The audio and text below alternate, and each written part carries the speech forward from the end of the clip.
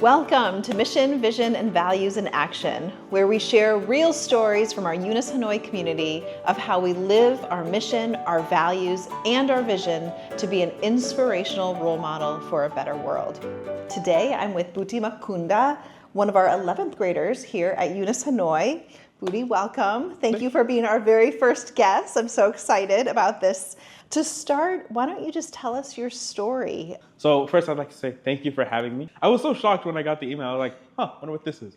But I will definitely be watching this episode back when it's released. I'm a South African student, but I don't sound South African because I lived in the States for 8 years of my life.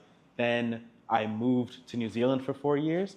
And then I came here, and I've been here for almost 4 years now. From 2 to around 8 years old. Well, Chicago specifically. I love Chicago. The bean is my place. Is it? I love the bean. Yes, I'm familiar with Chicago. And then Wellington in New Zealand. I've lived with primarily my mom and my sister my entire life, and also my grandma. So it's been like basically us 3 or 4 in rotation for the majority of my life. One kind of event that happened at UNIS that like inspires me to keep moving forward is when I talk to people younger than me, because the younger grades, they're so creative in a way that's like, wow, I don't know why you think like that, but I'm so glad you do, because that was really interesting. Is there a particular age group that you had an experience with that sort of made you think, oh, that's an interesting thought? Freshmen, middle schoolers, and 10th graders, they're just really interesting to speak to. Yeah. And also speaking to seniors, I was friends with a lot of seniors. I thought it would be like talking to a wise old sage, like, yes, here, have my wisdom, child. So just interaction in campus helps me change my perspective a little bit every day, and then it leads to broader change. The sense of community that you sort of speak about, the availability and I guess willingness to go and be able to communicate with whether they're older than you, whether they're younger than you. It sounds like this is an environment that allows you to do that without any fear or feeling awkward or anything like that. That's really great to hear. Are there a lot of opportunities for you to interact with students that are younger or older? Specifically, I think in the things that I do, because I do a lot of theater and I do a lot of like peace and justice work. So it's mostly age ranges from like 6th grade to 12th grade for peace and justice, and then 9th grade to 12th grade for theater. So I mentioned at the beginning, our vision at UNIS is to be an inspirational role model for a better world. What does that mean to you? To be an inspirational role model, I think there's a lot of ways you can do it. The way that I've seen it done and the way that I appreciate is when someone's like truly exceptional at something and they inspire people around them to be better. When I was like a kid, I used to watch like the BuzzFeed videos, how to treat your kids so that you raise them right. And one of the like biggest things that was like in all of them was essentially speak to a child how you would an adult. Treat them as an individual, not just like a little kid. Because when you respect their ideas, then they like engage with you more earnestly and honestly. Then you just have another peer. You don't have to worry about them being just a kid, because now you have a peer in your space. Right. So speaking of respect, that is a really amazing value, that you model. And at UNIS, we have 6 values. They're right up here on this poster: curiosity, community, integrity, courage, diversity, and responsibility. So out of those 6, which one do you think kind of defines you the most? And how does it guide the way that you live your life? 2 are coming to mind, and I don't really know how to pick them, but just That's okay. You can say both of them. They can be tied. You can have a tie. I'll say curiosity. In order to like go out and create change, you need to first have the innate desire or want for change. You need to want to know things in order to learn them. Something that I use in my learning like a lot, because I struggle to find motivation to do schoolwork that I don't like, is definitely like, okay, but imagine how dull your life would be if you didn't know this. And I'm like, okay, well now I want to know this. So want it for yourself first before anything else can happen. And that is also a great value to model for younger children as well, because I don't think, you're not the only one that struggles with finding, things interesting sometimes at school. Think about a time that you maybe kind of took a risk or did something that you thought was hard or difficult, and, how did that moment shape your life? When I was younger, I used to participate in Boy Scouts. I will say a lot of the experiences that I've had with Boy Scouts, it's just consistent pushing. People don't let you like rest and be okay with where you are. They're always pushing you to be better. Right. and like ahead of where you are. So in New Zealand, or specifically in Wellington, we went on a hiking trip, and it was a really hard hike for me because believe it or not, I'm not very fit, and I wasn't very fit when I was like 12 years old. It was a big strain on my body, and though I was happy because I was with my friends, I was like, why am I out at 6 p.m. climbing this mountain? If the sun is setting, it's gonna be freezing cold at night. What am I doing here?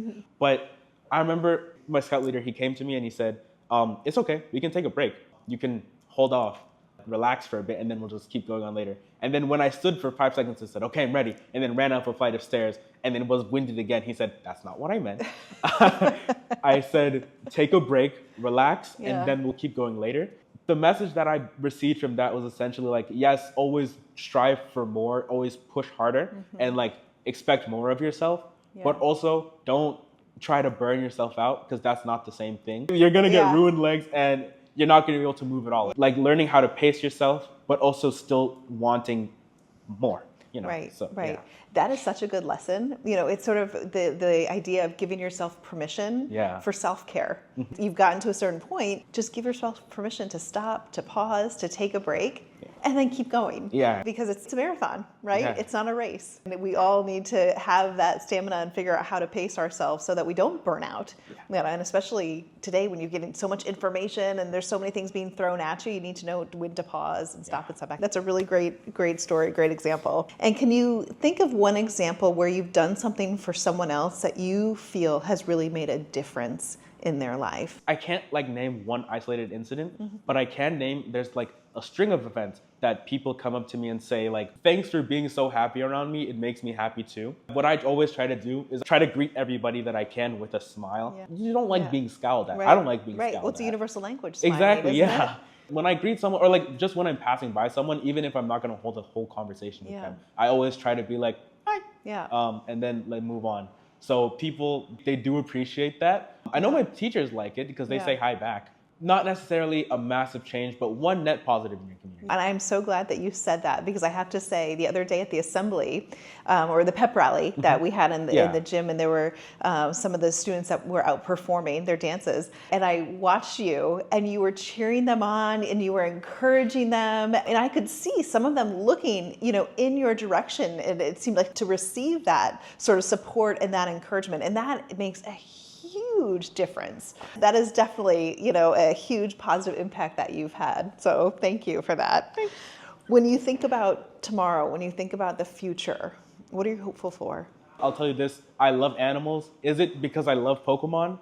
I don't know the relationship between whether I love animals because I love Pokemon or whether I love Pokemon because I love animals, but I do know that it's all about cycles and nature and change. When you change yourself, you can't be satisfied with where you are now, but when you change yourself, you impact your environment. So like having someone to kind of fill the niche that you were filling when you change and reinvent yourself and leave, that's something that's really important to me, because like without specific parts of the community, then it'll collapse. The way that you live your life and the things that you're really intentional about, you are working very hard, maybe consciously or subconsciously, to contribute to a positive environment. Whether it's smiling at people, saying hi to people, encouraging your peers, talking to younger students, being open and personable. I mean, that all those actions contribute to the kind of culture that we're really working on creating here.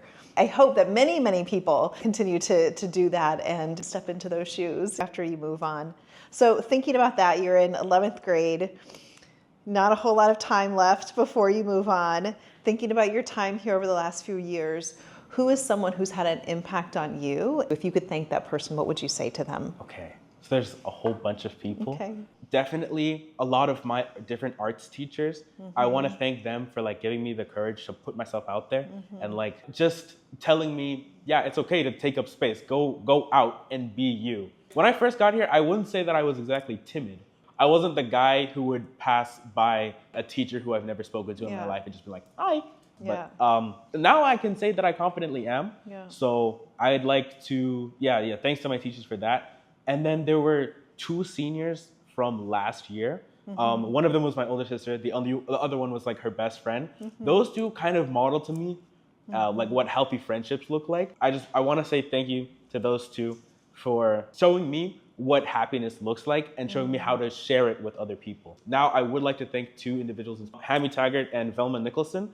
I first got here in 8th grade and nobody knew me, but those two like basically invited me into their friend group, and they were like, yeah, this is a place where you can stay and chill. And it's so weird to like explain the impact those two have had on me, because we've been through so much together. You all bring out the best in each other. Yeah, for sure. You know, that is definitely the sign of a very strong friendship. Thank you so much. I really enjoyed getting to know you more. You are a beautiful person. You are definitely an inspirational role model for a better world.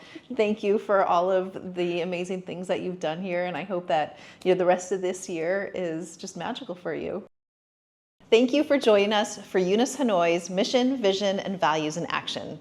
As you reflect on today's conversation, consider one concrete step, big or small, you can take this week to make a positive, sustainable impact. It might be welcoming a new family, mentoring a student, reducing waste in your daily life, offering gratitude to a colleague or friend, or joining a service project. Small actions, repeated, shape culture. We'd also love to hear your story. If you have an example of our mission in action inside or outside the classroom, please connect with our marketing and communications team via the QR code that you see on the screen. Your voice and story will help inspire others. Until next time, let's continue to be an inspirational role model for a better world. The question I want to ask the next person is, what's your favorite color?